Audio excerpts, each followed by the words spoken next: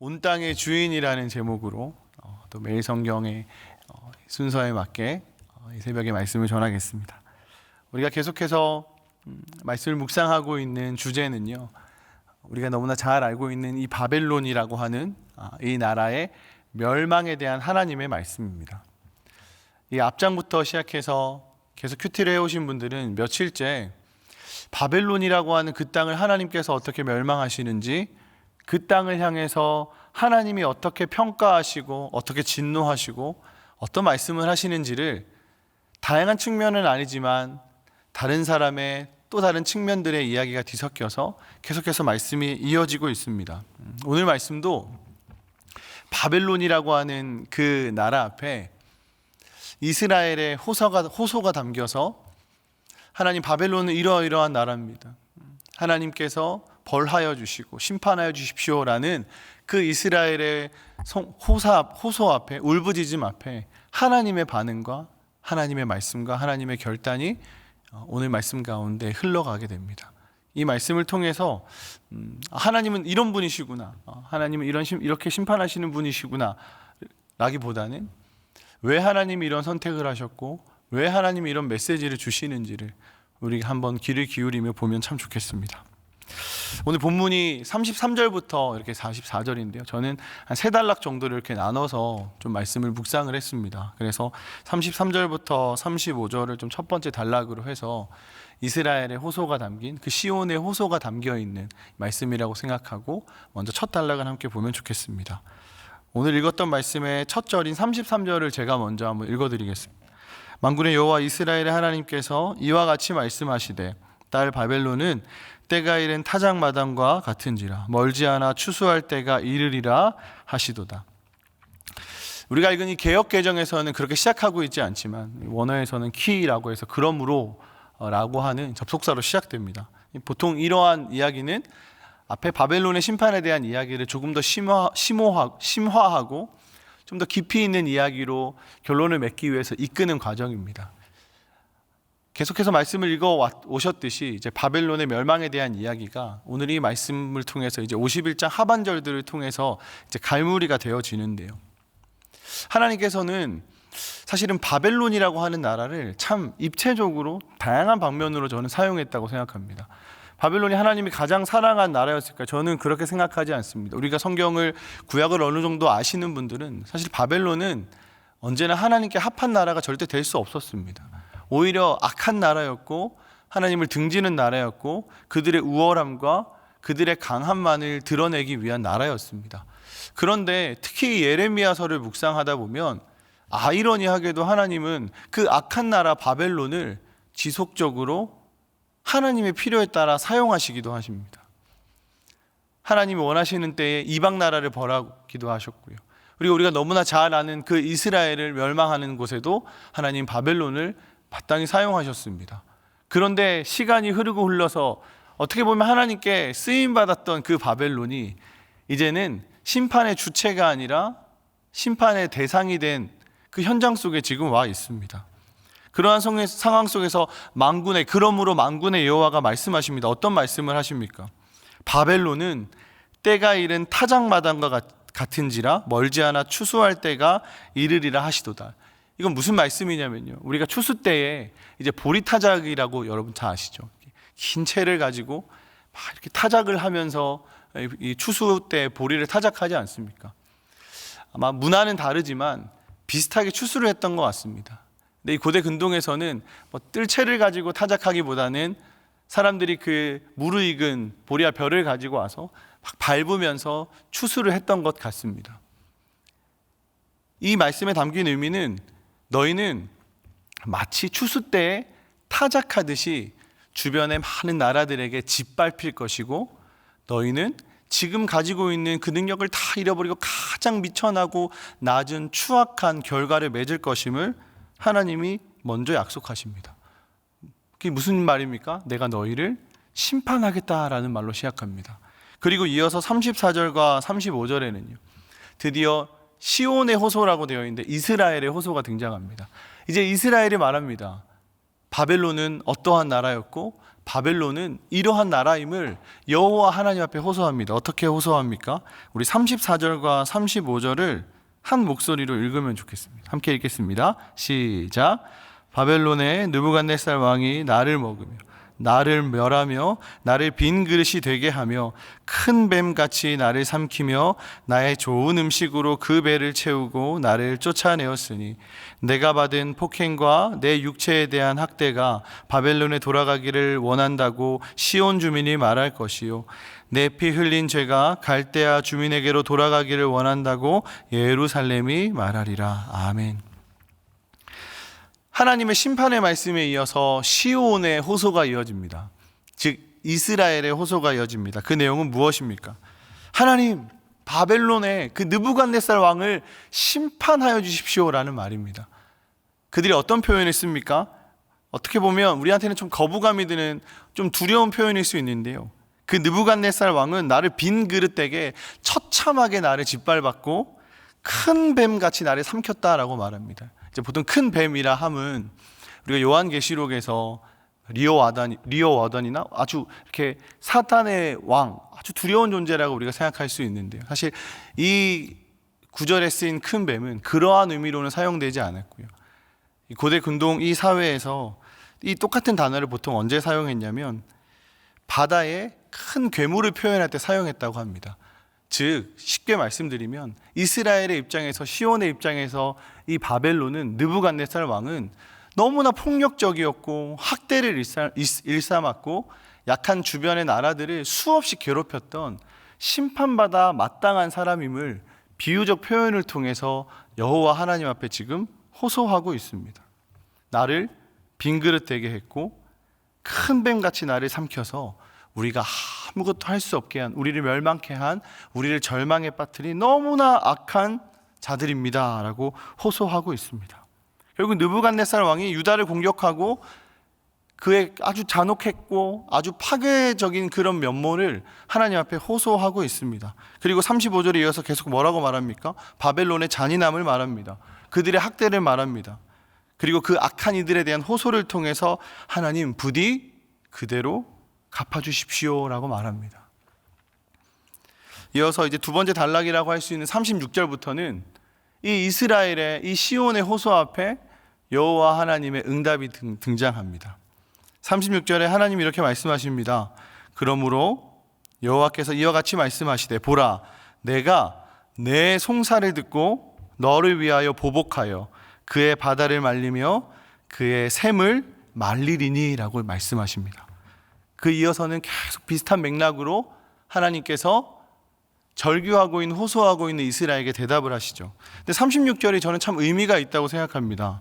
36절에 보시면 보복하여라는 표현을 하나님께서 사용하십니다. 원어를 보시면 그냥 보복이라는 단어를 사용한 게 아니라 보복이라는 의미를 담은 어근을 두 개를 이어서 사용합니다. 즉 보복하고 내가 보복하겠다라는 의미로 하나님께서 이야기하십니다. 똑같은 의미를, 똑같은 표현을 두 번 연속 사용하는 건 우리에게 너무나 익숙하죠. 바로 강조의 의미지 않습니까? 하나님께서 호소하고 있는 시온에게, 호소하고 있는 이스라엘에게 하나님의 확신적 선언을 통해서 약속하고 계십니다.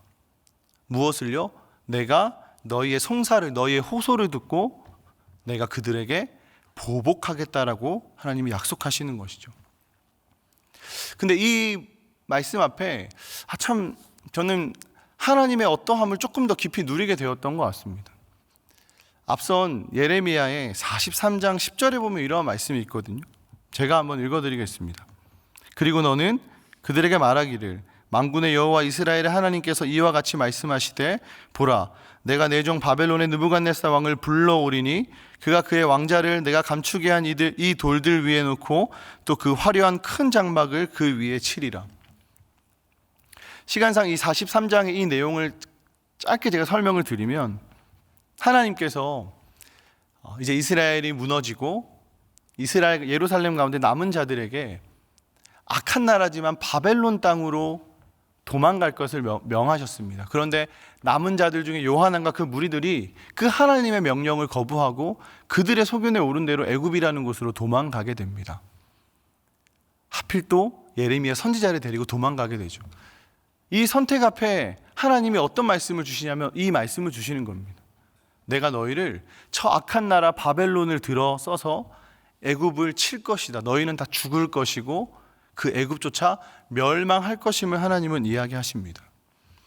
분명 하나님은 하나님의 필요에 따라 하나님의 손으로 바벨론을 들어 사용하셔서 이스라엘을, 예루살렘을, 하나님께 등을 돌린 그 사람들을 심판하셨습니다.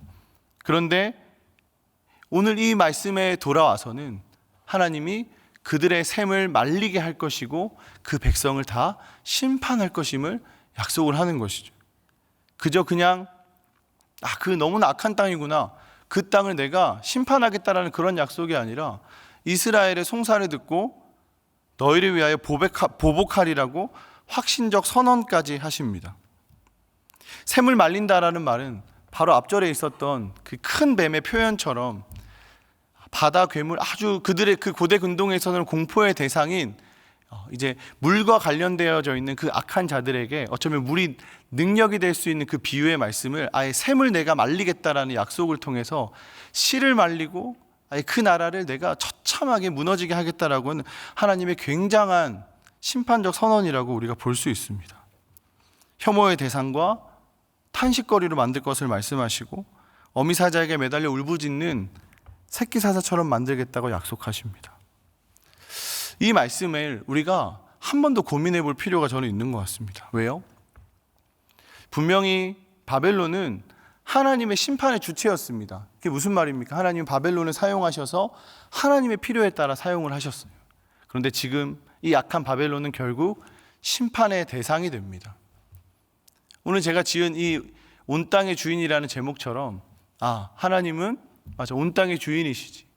하나님의 필요에 따라 악한 나라를 사용하기도 하시지만 결국은 하나님께서 이스라엘의 그 송사를 듣고 그 호소 앞에 바벨론을 멸망하시는 역사의 주인이심.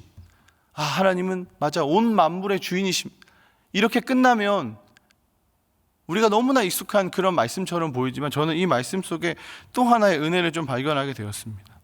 무엇이냐면 분명히 하나님 온 땅의 주인이시고 그리고 방금 말씀드린 것처럼 역사의 주인이십니다. 우리 삶의 모든 것을 주관하시고 우리 삶의 모든 환경과 상황과 시간 속에서 모든 여정을 핸들링 하시는 분은 여전히 우리의 주인이신 여호와 하나님이십니다. 그런데 여러분, 정말 여러분의 삶에 하나님이 주인이십니까? 제 삶에 하나님이 적어도 오늘 말씀 속에 드러난 이 확신적 심판을 선언하시는 하나님이 저의 삶의 주인이라면 저는 사실 너무 두렵습니다. 왜요? 오랫동안 신앙생활에서 하나님이 어떤 분인지 잘 알고 있지만 실상 하나님이 온 땅에 온 만물의 주인임을 수없이 고백하지만 나의 삶의 진짜 주인임을 고백하는 건 쉽지 않기 때문입니다. 왜냐하면 어쩌면 저의 삶이, 어쩌면 죄송하지만 여러분의 삶이 바벨론보다 더 악한 곳에 있고 바벨론보다 더 추악한 모습이 있고 날마다 그 선을 넘나들며 하나님 앞에 죄인으로 살고 있지 않습니까? 그런데 이스라엘의 송사에, 이스라엘의 호소에 하나님이 응답하셨습니다. 제가 하나님이었다면, 가정으로요, 제가 만약 하나님이었다면 참 이스라엘이 미웠을 것 같습니다.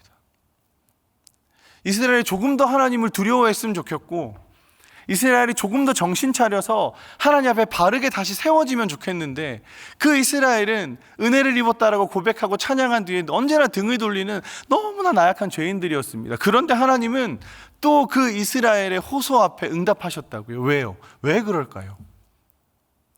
온 땅의 주인이시고 역사의 주관자이시고 이 바벨론을 한순간에 무너뜨리시는 전지전능하신 분이 그 두려운 하나님이 이스라엘의 호소 앞에, 그 이스라엘의 절규 앞에 내가 너희를 위하여 보복하겠노라고 약속하신다. 그 이유가 무엇일까요? 바로 하나님의 그 심판과 하나님의 그 능력보다 저는 하나님의 그 신실하심이 더 크기 때문이라고 생각합니다. 이것이 어떤 의미입니까? 하나님은 아무리 이스라엘이 등을 돌리고 또 등을 돌려도 여전히 그들을 사랑하십니다. 그 말씀을, 그 의미를 오늘 이 말씀을 통해 보여주는 것 같습니다. 방금 제가 말씀드린 것처럼요, 오늘 이 말씀의 하나님이 저의 하나님이면 너무 두렵습니다. 왜요? 매일마다 수없이 죄를 짓는 제가, 너무나 추악한 목사이지만 너무나 비겁하고 추악한 제가 하나님 앞에 얼마나 연약한 모습으로 살겠습니까? 이 두려운 이 심판의 하나님이라면 저를 거들떠도 보지 않고 정말 저 바다 깊숙한 곳으로 쳐 넣으셨을 겁니다. 그런데 그렇게 쉽게 선택하지 않았습니다. 비록 우리가 고난을 경험하고 우리 삶에 감당할 수 있는 시험을 날마다 마주하지만 그건 하나님께서 우리를 돌이키기 위함이죠. 회개케 하시기 위함 아니겠습니까? 왜? 우리를 이 이스라엘 백성에게 보이시는 그 신실하심처럼 우리를 너무 사랑하시는 분이기 때문입니다. 그리고 이어서 41절에 마치 풍자하며 그 멸망을 탄식하는 고백이 나옵니다. 아직 그 바벨론이 멸망하지 않았지만 41절부터 44절의 내용은 이제 바벨론의 멸망을 풍자하며 하나님의 손에 무너질 그 땅을 향해 비웃기라도 하듯 그들이 노래하고 있습니다. 그 땅은 이제 황폐해졌구나. 찾는 자가 없구나. 견고한 바벨론의 성벽은 무너졌구나. 오늘 말씀을 통해 하나님은 분명히 이야기하십니다. 무엇을요? 세상의 주인, 온 땅의 주인은 나 여호와 하나님이심을 말합니다. 하나님의 필요에 따라 그 악한 땅을 사용하시고 한순간에 그 강한 나라 바벨론을 무너뜨리시겠다고 선언하시고 실제로 그 뒷 말씀을 통해 그 바벨론은 와르르 무너집니다. 하나님은 온 땅의 주인입니다. 역사의 주인이십니다. 그런데 여러분 잊지 마십시오. 하나님은 저와 여러분의 삶의 주인이기도 하십니다. 이것이 무슨 의미라고요? 우리 인생은 정말 한치 앞을 알 수 없는, 제가 스포츠를 참 좋아하는데 마치 야구 경기 같은 인생 같습니다. 열심히 1, 2, 3회 점수를 줬다가도요, 그냥 무난하게 이길 것 같은 그 경기도 곧 이내 몇 번의 실수를 통해서 뒤집어지는 게 야구입니다. 야구를 잘 모르시는 분은 이해가 되지 않으시겠지만 저는 부산 출신에서 롯데라는 팀의 광팬인데요, 날마다 절망을 마주하고 날마다 실패를 마주하는 팬입니다. 그게 우리의 인생 아닙니까?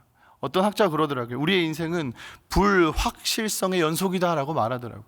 딱 저의 인생이 그런 것 같습니다. 열심히 기도하고 은혜 받아서 뭔가 다 잘 풀릴 것 같은데 이내 준비도 하지 않은 채, 예방주사도 생각하지 않은 채 큰 폭풍 앞에 절망하고 또 넘어지고 두려움에 떠는 그런 삶이 저의 삶입니다. 아주 불확실성의 연속의 삶이 우성현 목사의 삶입니다. 그런데 제가 야구 경기에 비유했지만 한치 앞을 알 수 없는 야구 경기지만 우리의 삶은 죄송하지만 정답이 정해져 있습니다. 왜냐하면 참 감사하게도 오늘 이 말씀에 있는 심판의 하나님이 내 삶의 주인이기 때문입니다. 이 이스라엘을 여전히 품어주시고 이스라엘 먼저 심판하셔야 될 그 하나님은 그 이스라엘의 송사와 호소 앞에 여전히 그들을 사랑하심으로 그 대적들을 멸하시는 분이시기 때문입니다. 내 삶을 핸들링하시고 여러분의 호소에, 오늘 여러분이 부르짖는 그 기도에 응답하시는 분이 여호와 하나님이십니다. 왜요? 이스라엘을 사랑하시는 하나님께서 그 왕이 나를 사랑하시는 분이기 때문입니다. 말씀을 정리하겠습니다. 저는 오늘 제목을 온 땅의 주인이라고 지었습니다. 우리가 잘 아는 찬양의 제목이죠. 그런데 온 땅의 주인인 하나님이 내 삶의 주인이라서 저는 너무 좋았습니다. 저의 삶을 그냥 단칼에 베어 내치시지 않으시고 꺼져가는 등불도 끄지 않으시고 인내하시고 참으시며 그 신실하심으로 여전히 우리를 용서하시는 그 하나님이 있어서 너무 좋았습니다. 우리가 이스라엘 백성 아닙니까? 또 배신하고 또 등을 돌리고 나의 필요에 따라 또 하나님의 이름을 부르는 사람이겠지만 그럼에도 그 작은 신음에도 하나님이 응답하실 겁니다. 이유는 딱 하나입니다. 우리를 너무 사랑하시는 분이기 때문입니다. 이거보다 더 큰 은혜가 어디 있겠습니까? 온 땅의 주인인 그 하나님이 여러분의 삶의 주인임을 부디 잊지 마십시오. 여러분의 삶은 여러분의 열심으로 세워가는 것이 아니라 여러분을 너무 사랑하는 그 하나님의 열심으로 세워가는 삶임을 오늘 하루 고백하는 저와 여러분이 되길 소망합니다. 우리 함께 기도하겠습니다. 오늘 이 말씀을 통해 주신 하나님의 은혜를 놓고 기도하면 좋겠습니다. 참 저는 오늘 이 말씀 앞에 하나님이 참 두렵게 느껴졌습니다. 늘 두렵지만 더 유독 하나님이 더 두려워졌습니다. 그럼에도 또 감사할 수 있는 은혜는 뭐냐면 그 왕이 나를 너무 사랑하신다는 사실입니다. 오늘 하루 하나님의 그 사랑에 기대어 그 풍성한 사랑에 흠뻑 취하는 하루 될 수 있도록 나와 우리 가정 가운데 하나님 깊이 간섭하여 주시고 역사하여 주십시오라고 기도하며 오늘 하루를 시작하면 좋겠습니다. 함께 기도하겠습니다.